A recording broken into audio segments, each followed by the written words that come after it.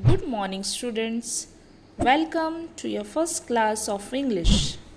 Let's learn to write cursive alphabet A to Z.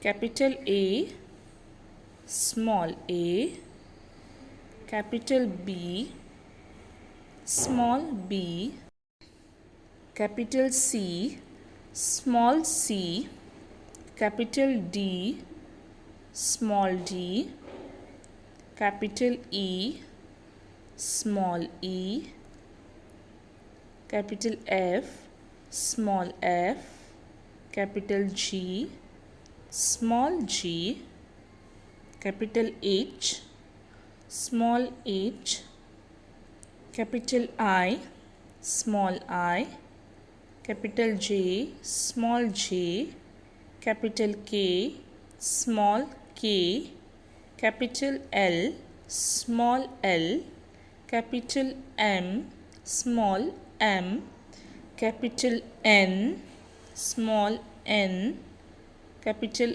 O, small o, capital P, small p, capital Q, small q, capital R, small r, capital S, small s, capital T, small t, capital U, small u, capital V, small v, capital W, small w, capital X, small x, capital Y, capital Z.